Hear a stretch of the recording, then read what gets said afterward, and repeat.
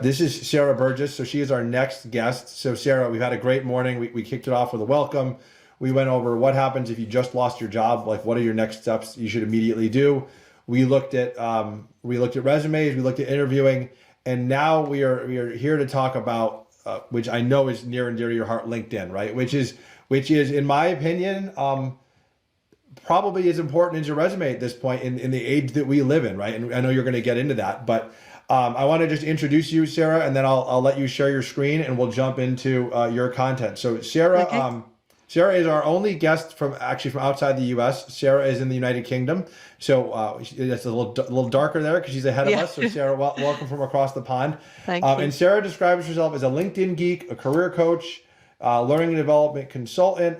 She's an entrepreneur. This is her own business that she owns, and she's done it for I think it was you said over 15 years, Sarah. That's Correct? right. Yeah. 17, 17 right? years. Yeah. 17. I got that right. Okay, and she is so passionate about helping people and with their careers, and is a LinkedIn guru. And another fun story. I've never met Sarah. I was following her on LinkedIn. I loved her content, and I put this event together. And I asked her if she would join because I was just really impressed by everything she was sharing. And she was gracious enough to say yes and accept my invitation and join. So Sarah, I will let you pull up your screen, and I'll go ahead and add that to Okay. the screen share, and I'll let you take it away. Thanks, Nick. It's really lovely to be here. So thanks for the invite again. I'm just going to click on share screen. All right, and I will add your screen. So Sarah, while we're doing this, Sarah's going to be walking through LinkedIn as we do this, which is why she's sharing her screen. So this is going to be, I think this is going to be great because she's actually going to show you in real time like how to use some of the different tools and Yeah. resources and features of LinkedIn. All right, we can see your screen, Sarah. You're good to go. Okay, excellent.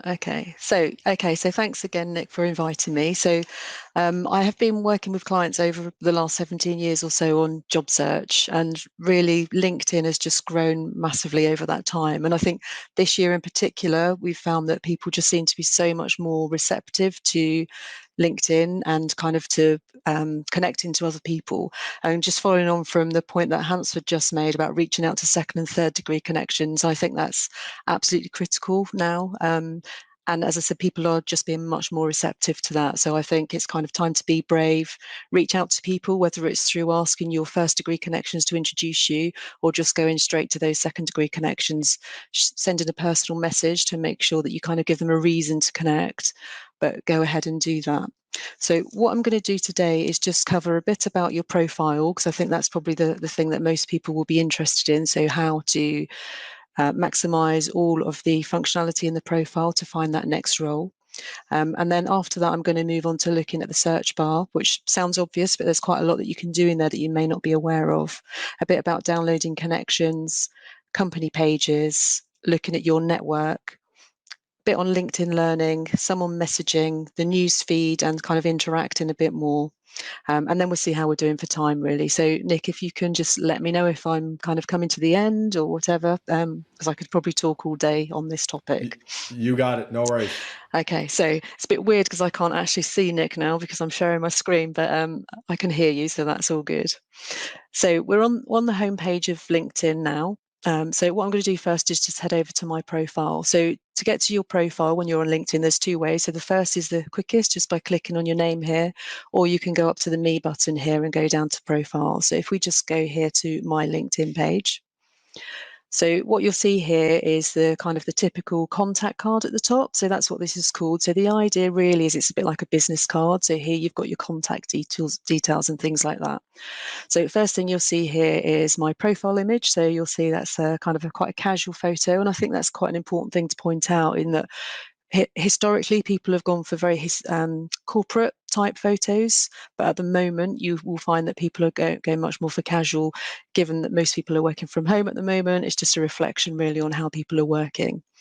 So you can also have a banner image here. So that's quite an important thing as well. So you'll notice most people's is a generic grey kind of background. So you can add whatever image you want to there. So for me, relatively easy because it's my company page here. So I've just got my logo there. But what I say to people is maybe if you've got a picture of you presenting at a conference, something like that, that's great. If not, then maybe a skyline of the city you work in, or just something that sums up a bit about you, really. It's just something to add a bit of interest to your profile page.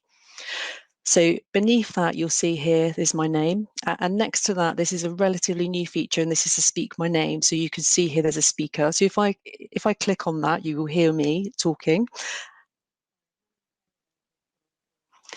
So you basically have 15 seconds that you can record something there. So there's some really creative ones. I've heard people singing and all sorts of things. I heard someone the other day having a duck quacking, which I thought was slightly bizarre, but there's lots of possibilities there.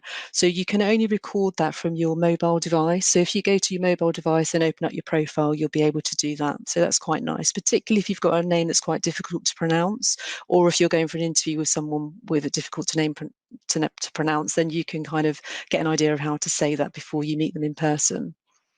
So beneath that, this area here is called your headline. So you'll see I've got quite a lot of information in there. You have 220 characters here, and this is a really key area. It's called the headline, and really what you're wanting there is any keywords relating to the job you're looking for next. So it's not necessarily your current job, it's what you're looking for next, so that when a recruiter is running a search for someone with those particular skills or that job title, you'll be found quickly. So the thing with LinkedIn, it's all about keywords, making sure that you have those keywords in as many places as possible and as high up your profile as you can. So because I am self-employed, I use it in a slightly different way in that I sum up kind of my key services. So you can see here that Nick referred to LinkedIn Geek, Career Coach, etc. So for me, it's like a sales pitch. It's just telling you the different things that I do.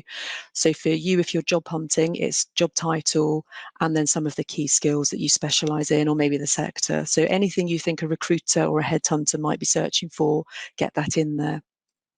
So if you don't do anything, what it will do is default to your most recent job title. So there will always be something in there, but it's quite useful to personalize that. Beneath that, you have your location. So you can see mine here is set to London, England. So I don't actually live in London. I live outside of London. But what I say to people really is pick the nearest big town or city to where you are living, as in that's probably where you'll be working. So again, if a recruiter's running a search, they're much more likely to find me if I've got London here than if I have my own hometown. Next to that, you can see a link to my connections, and you can see there it says 500 plus. So LinkedIn recommends 500 is a good number. So I don't know where that came from in the first place, but the point is really to build up your connections as much as you can. And I always work on the basis with my clients that 10% of your network on LinkedIn will be able to help you with your next role. So obviously, the more connections you've got, the bigger that 10% is. So beneath that, you have contact info, and this is what you share really with your connection. So anyone that you're connected to on a first degree basis, this is what you'll share with them. So you can see here your LinkedIn profile URL. So you'll see mine just has my name there. You may find with yours that you've got a string of numbers. So what you can do is customize that, which I'll come back to in just a second. I've also got here links to my websites, my email address, and my Twitter account. So you can also have your phone number in there if you want to, totally personal choice. So going back to that LinkedIn URL, you can personalize that. So if you click here on edit public profile and URL, what you'll find then is you get taken here where it says personalize your URL. And if you click on this little pencil, you can then just tailor that to whatever you want to. So the beauty of that really is it just looks neater if you get rid of all those extra characters that you might have. And then what I'd recommend you do is paste that onto your CV or your resume, sorry, for an American audience. And that basically will just mean then that a recruiter that's got your CV will be able to click and go straight through to your LinkedIn profile, and it just looks neat. I also always put that on my email signature as well. So again, you're just trying to drive people to come and look at your LinkedIn profile. So beneath that, we're still on the contact cards. You'll see here, I've got this option here called providing services. So this is available to people who are self-employed or wanting to provide services. It is quite tricky to get. So if anybody is interested in that, if you let me know by message, I can tell you the process to go through to get hold of that section. Next to that is the open to work section, which is really critical. If you click on get started on your profile here, what you'll get taken to is the type of work that you're open to. So you'll see here you can add job titles. So you can add up to 5 different job titles here. Now they are predetermined, so you might need to play around a little bit to find what it is that you're looking for. And then beneath that you have locations. So again, you can add up to 5 different locations there. You can also specify you're open to remote work, when you're available. So is it immediately, or are you kind of flexibly or sort of casually browsing at the moment? Then you can specify the type of work that you want. Then at the bottom here, you can click on this arrow, and what this will do is allow you to share this with recruiters only. So maybe if you're employed and you're looking for a job kind of on the quiet and you don't want your recruiter to know, then you can set it to this. That means that it sets it all up so that you're looking for work, but it's not visible on your profile. So only recruiters that are searching for people will actually see this, nobody else will. Or you can go ahead and set it up for all LinkedIn members, which is when you'll get your green banner here to say that you're open for work. So that then means anyone that comes to look at your profile will see that you're open to work, they'll see what you're looking for. And also every time you post something, you will have that little green banner there. So it's really obvious to everyone that looks at your profile that you're looking for a role. So I do have quite a lot of clients that are not keen on that idea because they don't necessarily want people to know they're looking for work.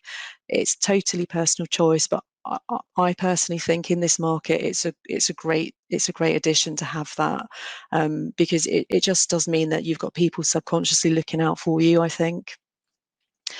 So beneath that, we have the About section. And what you have here is 2,000 characters.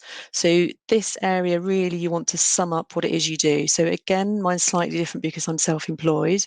But for you, I would recommend, if you're looking for work, is to kind of split this into 3 sections. So at the top, talking about what you're looking for. So this is obviously if you're happy for people to know that you're looking for work. So a bit about what you're looking for, the job title, the key skills, etc. So again, so that you've got those keywords in there. Beneath that, I would then say you could have a little bit of history about what you've been doing. So why are you looking for that new work that you're looking for? So just to sum up what you've done in the past. And then finally at the bottom, if you haven't already, you can then just list all of the keywords and key skills that are relevant to what it is you're looking for. So again, you're just maximizing the potential for recruiters to find you if they're running searches. So that's the About section. Beneath that, there's this quite a new section here called Featured, and this allows you to pin things. So you could pin your resume here if you wanted to. I'm not sure about that idea myself, because obviously you might have personal details that you don't want to share particularly, but I know some people do that. Or you can just pin posts that you've written before. So it's a bit like a portfolio where people can just kind of click through and see some of your top posts. So you can see there's a link there to our holiday home, and it just kind of works through there.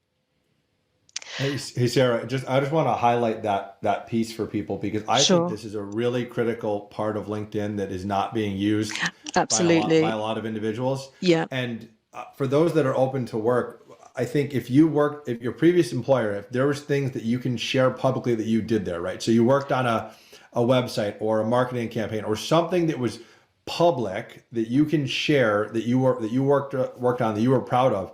That's the kind of stuff you want to put here, right? Obviously, definitely. Yeah, you can't share things that were like confidential with the company that you previously worked for. You can't share those on LinkedIn. But if it's public, share it here, because that's the absolutely. kind of Yeah, stuff that recruiters, when a recruiter looks at your resume yeah, and they go to your LinkedIn, they might want to see the work that you've done. So it's a great place to showcase it. So I'm glad you hit on definitely. that, because I think it's underutilized right now. Yeah, I agree. I think most people I work with have not got this set up, so I definitely think it's worth doing that.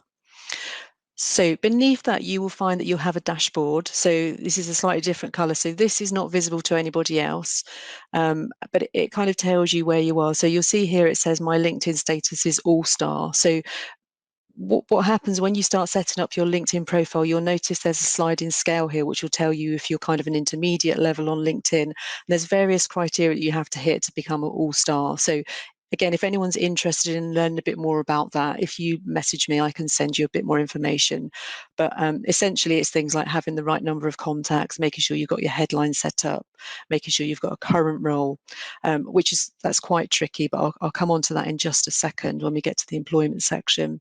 And then you can see here who's viewed your profile, how many views of recent articles you've had, and how you've been found in searches.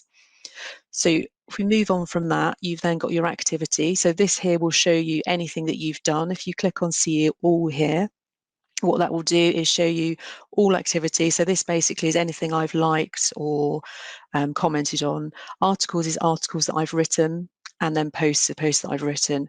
This is useful also, I think, if we just scroll down to one that's a little bit older. So you can see, just finding one that's got a few views. So this one here, for example. So this one's all about networking to get your new role, because last week I had had 3 calls with 3 clients, all back to back, and all of them had got an interview through their networks, which was really great to hear. If you click here, you can see it says 849 views of your post. So if you do that, what that does then is it gives you an idea of who's been looking at your posts. So, and I just find this interesting because it shows you the kind of reach that some of your posts have. So if you look down at the companies here, this company here, for instance, Trafalgar House Pensions Administration, I've got no idea who that is. I don't know anyone that works there yet 5 people have looked at my post. Also, I don't know anyone at Bank of America, 2 people there. So it basically means that because I've had comments and people liking stuff, it then goes out in their newsfeed so their connections can see it. So that's really why it's important to be interactive on LinkedIn, which I will come back to when we look at the newsfeed. But by people liking something, it then pushes that out to their network as well. So I'm getting a much wider reach than just my, I've got about 950 connections. So anyone else that shares it for me, that's really great.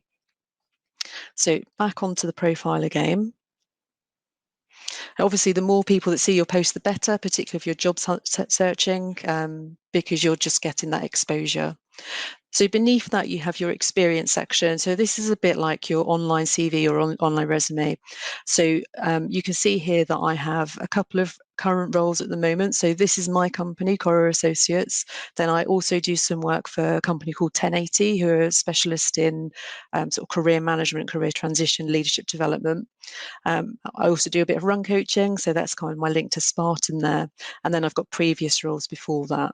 So all of these are current, which means I could move these around if I wanted to. So if I'm doing lots of work for 1080, for instance, I could drag this to the top of my list here. So it would just mean then that if my 1080 clients happen to look at my profile, then they would see 1080 obviously at the top. So that just kind of brings me back to the experience section, and I'm as I mentioned, the All-Star. So one of the things that All-Star always used to, I don't know for definite it still is the case, but you used to have a current role to have All-Star status on LinkedIn, which is quite tricky if you're looking for a role, because obviously you don't have a current role, which then is quite frustrating, because if you don't have all-star status, you're not getting as found as quickly as you would be by recruiters. So my kind of workaround for that is so if you finished your role, so say you finished it in October, so you're now out of work looking for your next one, if you add a new experience section, and then in here, put the role that you're looking for. So if I was looking for an HR consultant role, then I would write that down, or it's just go for HR manager. And then in company, what you can do here is just write looking for next role or something like that. And as you can see, these have all picked up here, looking for next opportunity. You can say you're currently working in it, your start date, and then go ahead and save it. You've also got the possibility of adding a bit more text here. So you could then write, I'm looking for a new role in this particular sector. And what that does then is it kind of sets you up so that LinkedIn thinks you have a current role. So you're kind of tricking the algorithms to make it look like you're employed, but you're still making it obvious that you are looking for an opportunity. So that's kind of the workaround that I've found to get around I that. love that tip. I didn't know that, Yeah, Sarah. oh, I really thanks, like Luke. that Yeah, one. so yeah, I've been thinking about how to do it, and that was kind of the way that we came up with. So, then you can basically add as much text as you want to for these. So if you have a look at this 1080 one here, and then I've just got a bit of information about what the role does. So there's always a bit of a dilemma about how much to include on your profile versus what you've got on your CV. So I think what I would say is put enough on your LinkedIn profile to kind of gain the interest of your reader, but kind of get them wanting a bit more, because I know there is the debate about, is the resume still relevant? I think it is at the moment. That may not be the case for much longer, but I think really you want people to want more, really. So this is like a teaser, really, to give enough information so you can do the job, but getting the reader to want a bit more from you. So that's all your experience section. You've then got your education here, so you can add in whatever you want to here. And again, you have to have an education section set up for all-star status. So lots of my clients are not happy about that because they don't want to highlight the fact that they don't have a degree. So they've obviously been working for some time and they're perfectly competent, but they don't have a degree. So they don't want to just put their secondary school or high school on here.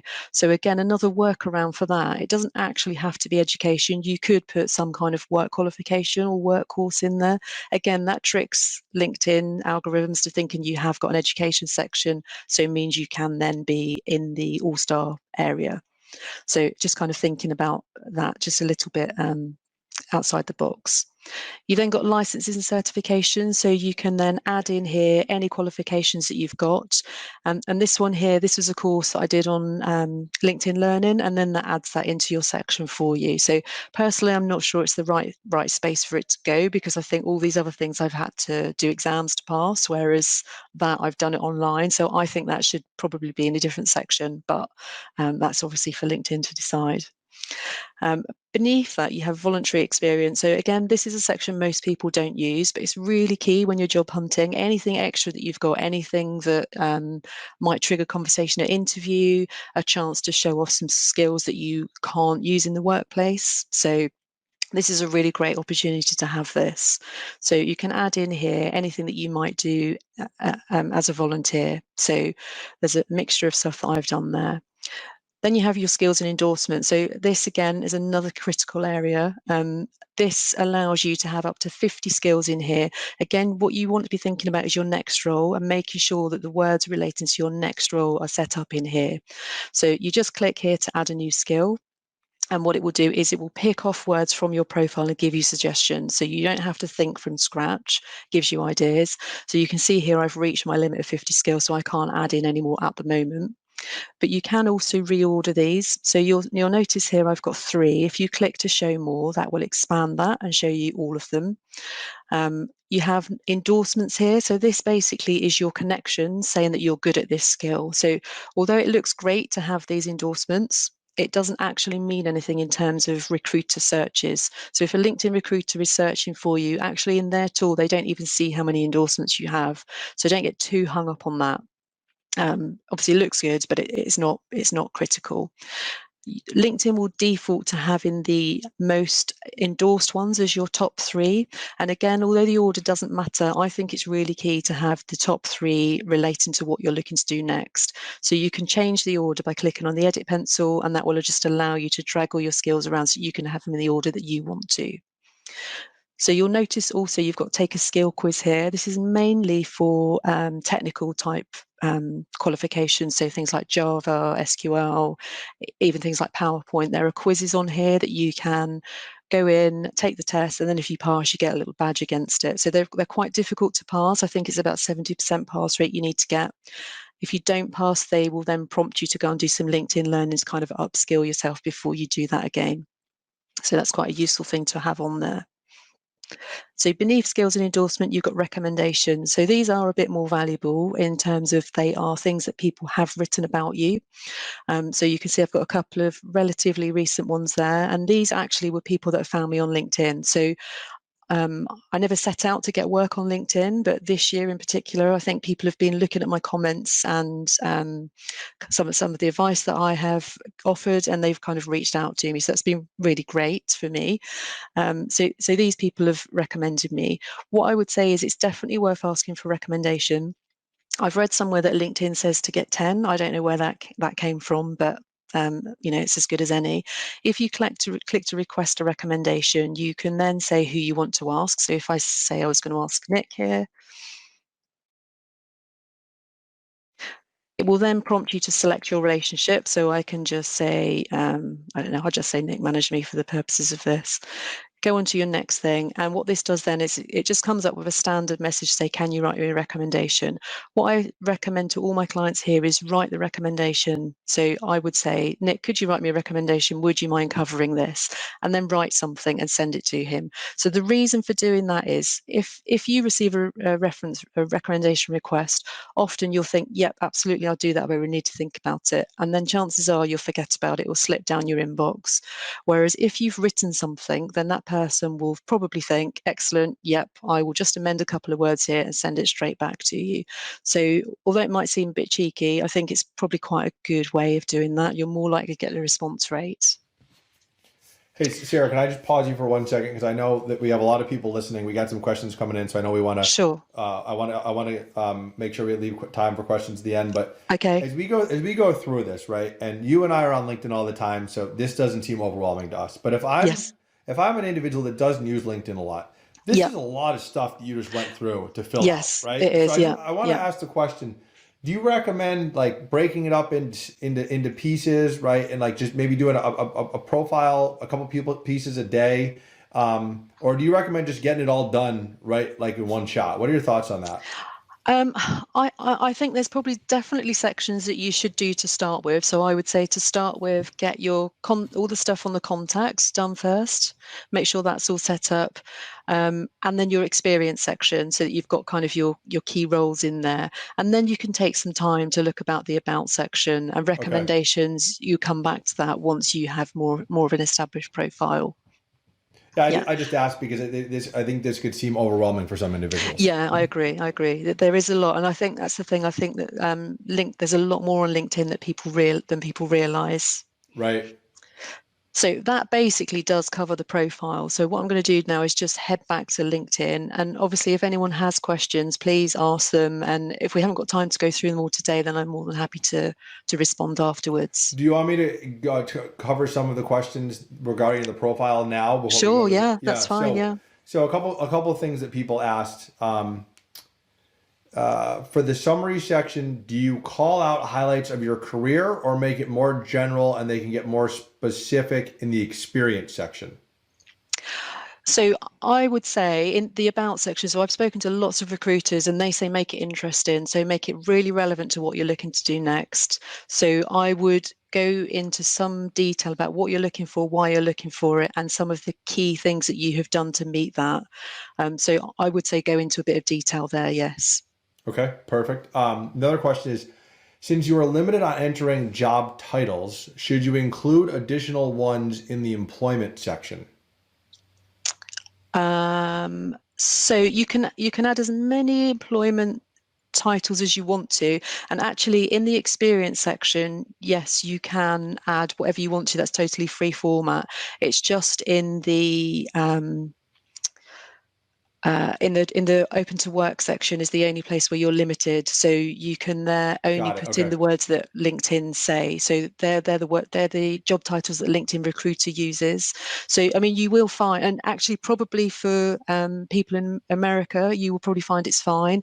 It's more in the UK, I would say, that some of the words are quite American and don't necessarily relate to UK type roles. So I think you Understood. should be fine in that respect. Good to know. This I think will be a good segue to what you want to talk about next. Do you recommend upgrading to LinkedIn Premium? And why would you do that? Yes, so I do. So I used to think that it wasn't really worth it, to be totally honest. But I do think you get quite a lot more for it when you are job seeking, particularly. So you've always got the free 30-day trial that you can do, and then you take it out after that. You can cancel at any time. So and you also get it cheaper if you pay for a whole year in advance. Okay. But some of the things that are different if you have premium, if we go to who's viewed your profile here, what you'll see here is if you have premium membership, you can see everyone who's looked at your profile unless they put themselves in private mode. Whereas if you have basic membership, you can normally only see one or two. So I think that's a really good reason just to start with for LinkedIn Premium, because you could then connect to people. So you could see people that have looked at me here that I don't know. I could then send them a connection request or send them a message to say, hey, I've seen you've looked at my profile. Is there anything I can help you with? So that's kind of the first reason for Premium. Another one is if you look at a company page. So I will just jump onto a company page now. So let's try your company, shall we look? So if you go to company pages, which I totally recommend you follow any organization that you're interested in working for, because that helps you with your interaction. So it means then that if that company happened to be searching for someone with your skills, if you interact with them, you appear higher up their list than if you don't. But from a premium perspective, what you'll see down here is you get this insights. And what this does here is it will show you here headcounts, how long people tend to stay there, so you can get a feel for the company and if people like it there, growth and headcount by function, new hires. So you can see here, grey is standard hires, gold is senior managers. And then beneath that, you have alumni. So this is people that have left and where they've gone to. So that's quite useful, I think. If it's a senior person going to a new organization, they might be looking to change things up in that new place. And then it shows you a bit more about job openings and where they are. So that's another reason for LinkedIn Premium. Another one is on the job search. I'm just going to jump around to answer that question because I know Yeah, we're go ahead, running sir. short on I time. think I thought it was a good transition to what you wanted Yeah. to show next. So awesome. So if you're looking for a job, if you put in your job title, so let's just go finance director. That's what I was looking for a client earlier on. So it doesn't matter what they are, but what you'll see here is this particular role gives you the name of the person. So that's not always the case if you've got basic membership. So you do find that you will get the name of the person there. You can send them a message. I always recommend that you actually phone that person because I don't know what it's like in America, but certainly here, most people tend to rely on just clicking on the apply button or sending a message. Phoning people is really unusual. So I think if you phone someone, say, I've seen this job on LinkedIn, I've seen it's got 220 applications. What's the best way of me getting my CV to you? So just being that bit more proactive. As you go down here, if you have LinkedIn Premium, you get a whole extra section. So down here, you can see here the number of applicants, and it tells me that I've got one of the top 10 skills against the other applicants. So this area, you can only see this if you've got Premium. This compares it directly to your skills section that I just showed you, where you can have 50 words. So what you would do then, if you've got all of these skills, but you just hadn't updated that section, go back to your profile, add in those, come back, then you're 10 out of 10. So when you do hit that apply button, you're much more likely to get an interview than if you had 1 out of 10. That's really powerful, and that is only with premium, you said. That's only with Premium, yeah. That is a really interesting, and that's another reason why you really want to make sure you have the skills section updated. Exactly. Is And for this reason here. yeah, so when you're looking to build your profile, I would say start looking for jobs, even if you're not ready to apply for them, just to see what those skills are so that you can build up your skills profile. And then beneath that, you just see where the other applicants have come from, a bit about the company and where they hire from, which that's also sometimes useful because it might give you ideas for other organizations that you might want to look for. So that's the job section. And you mentioned, just to reiterate, that for the first 30 days, LinkedIn Premium is free, so Yeah. no cost. And then at that point, you decide whether you want to keep it or not. That's right. Yeah. So Okay. you have to put your card details in at the beginning, but you can cancel it at any time. Good to know. So those are the main things. The other thing of LinkedIn Premium, which you get, is LinkedIn Learning. So if you go to the Work tab and head over to LinkedIn Learning, what this does is it gives you access to a massive e-learning library, which is split down into 3 sections, which is business, creative, and technology. Lots of my IT clients go in here and teach themselves things like Python when they're maybe looking for work. There's lots of stuff on sales systems. There's things on diversity, pretty much anything you can think of, there is learning content on here. It's really, really good. So you do get some of this for free if you're job hunting. So there are things like resume building, interview skills that are available for free at the moment. But I think that this is a good enough reason to get LinkedIn Premium myself. Yeah, I'll just say we use this at our organization for helping upskill our employees, and I can tell you that the content on here is fantastic. Yeah, it is good. It's constantly being updated with new things, very relevant things, and just to kind of give people the background, LinkedIn bought lynda.com a few years ago and turned it into LinkedIn Learning. So it's been they've been in this space for a while now, and I agree absolutely. with you, Sarah. I think it's great. Yeah. The other thing from LinkedIn Premium is salary. So this is a benchmarking tool. So what you can do here, and it's kind of hit and miss, this one, but you can put in a job title. So if we go for financial controller in the United States, hit on search, what this will do is go away and give you an idea of salary. So it gives you a range here. It then shows you beneath that the companies that they've researched. If you click on see more insights, it tells you how many individuals they have surveyed. So that's 4,000 members. So it's not a massive benchmark, but it just gives you a bit of an idea, really, because again, I don't know what it's like in America, but here lots of companies don't advertise salaries. So it's just an idea, really, to get an idea of what kind of salaries might be for that particular role. So that's LinkedIn Premium in a kind of a nutshell. And I know I'm conscious of time now, so what I'm going to do is just say interacting is really, really key. So go to your newsfeed every day. You will see normally what happens is it's defaulted to top. So that basically means LinkedIn is telling me what is most important for me. So you can see that content was 6 hours ago. So I always change that to recent, because then I've got the most recent thing at the top. So that's 2 minutes ago. Now, spend some time on here every day, liking and commenting on topics. So again, lots of my clients say, I don't see the point of just having a like. The point is, if you like something, it appears in your connections newsfeed. So you're just reminding people you're there. So you could be quite strategic about that if you wanted to. So if you're looking for a finance role, then maybe only comment and like on things that are related to finance. So again, then whenever someone sees your name, it's related to that particular field that you're looking to. So it doesn't matter which of these options you choose, they all do the same thing. You then got comment. So comment just allows you to start a conversation. So something really great to do here is, if you've identified people that are useful to you in your network, if you tag them, if you type the @ sign and then start typing the person's name, what that does then is you could then say, I thought you might be interested in this. That notifies Nick that I've tagged him. It goes out in my network. So my network might then click on Nick. It goes out in Nick's network. So people might click on me. So again, it's raising my profile in Nick's network. It's raising Nick's profile in my network. Nick might then respond to me, which again helps me with my interaction on LinkedIn. So everything you're trying to do on LinkedIn is interact more with people to get people to notice you and to get yourself higher up those search results. The other option is to share. So that's really if it's just something that's information. So you don't necessarily want to comment on it, but you're just sharing it. And send allows you to send it to someone's inbox, so a private message. So maybe it was a job advert for a friend of yours. You could just send it to them and that would kind of go straight into their inbox. So you then can post if you want to. So once you're comfortable with liking, commenting, sharing, you can write posts on LinkedIn. So here you have 1,300 characters. So you can write about whatever you want to. It could be you're looking for a new role. That's all good. Use hashtags. So if you use a hashtag, that just means then that it's searchable by anyone. So you could put hashtag and then the job title you're looking for or the sector, and then hopefully people will find you that way. You can also add photos, videos, documents. You get a lot more views if you add a picture than if you don't add a picture. So always try to add some kind of image to your post just to kind of attract attention.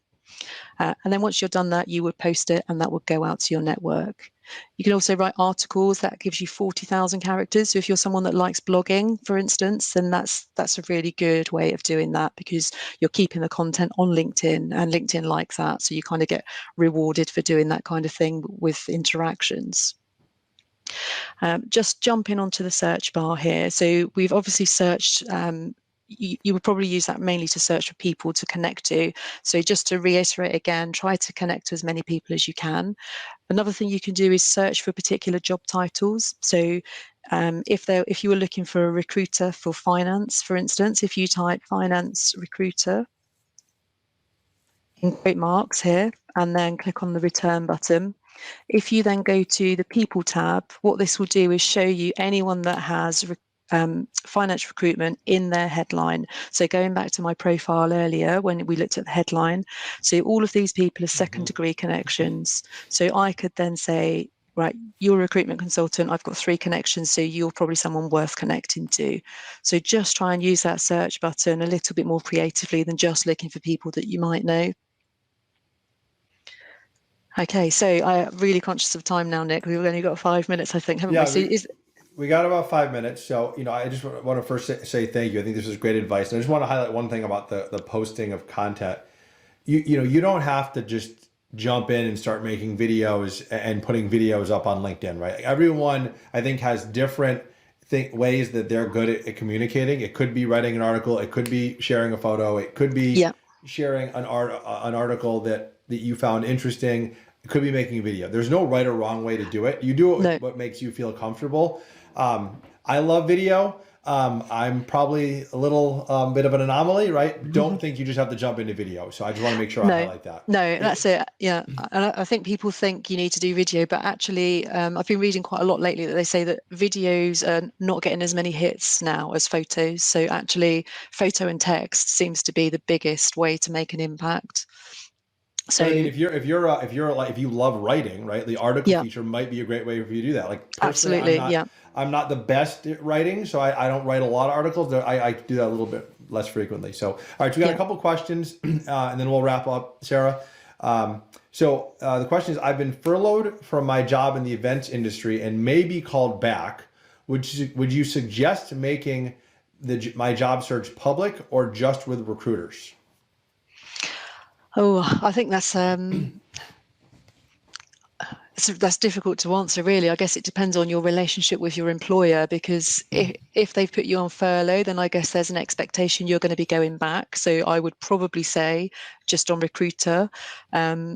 However, if you've got a good relationship with your boss and you might not be going back, then I would have it open to everyone. I think there's not really an easy answer to that. It really totally depends on your relationship with the employer, I think. Yeah, no, I think I would agree, Sarah. And you mentioned earlier that if you make yourself open to recruiters, you Yes. can do it in a way where you're not publicly showing that you're open to That's recruiters. right. Yeah. So if you just go to recruiter, yeah. LinkedIn will try to hide it from any recruiter that's at your own company. Is I think the way they actually do Yeah, that. they do. What they do, yeah, they look for anyone that has that email address, and that will kind of be blocked from finding someone in that particular organization. So what they say is they take measures to ensure that you're not Right. seen by your employer. Now, I think on the flip side, if you do go public with your job search, I think the open to work image around your photo makes a lot of sense. I think doing that, Yeah. opening yourself to the recruiters. But I think the other thing that you highlighted, if you are open to work and you are looking for your next opportunity, one of the most important things you can do is tell your network, right? Yes, totally. Yeah. Because the Yeah. hope is someone in your network, either directly connected with you or a connection of a connection, might be looking to hire someone with your skills. Yeah. So Yeah. I know that is a very, very difficult thing for people. Like I've talked to a lot of people about this. They don't want to publicly share they're open to work. I get it, Yeah. right? Like Yeah. it's uncomfortable, but you are not alone in this, and people aren't going to know you need a job if you don't share with people you need a job. So I think it's really Yeah. important to share that. I think it is as well. I mean, if you're really, really uncomfortable with that, the other thing you could do is you can download all your connections into a spreadsheet, which you do from the Me button here. You go Oh, down interesting. into, I didn't know that. if you go to settings and privacy, and then how LinkedIn uses your data, get a copy of your data and Oh, click very on cool. connections. So that puts them all into an Excel spreadsheet for you, and it gives you their name, their employer, and their job title. So what I do there, if I'm kind of quiet for work, is I might go through, sort those connections, identify my top 10%, and then message them directly. So you could send them private messages to say, Interesting. I'm not making it public knowledge, but I am looking for work if you hear of anything. And I would say don't directly ask them for a job, but actually say, I'm looking for something like this. If you Right. hear anything, then please let me know. I think that's a great tip. I did not know that, so thank you. So Sarah, thank you so much for making time. I know this is. I know you love this topic, but it means a lot that Yeah. you accepted my request to join the Open to Helping event today.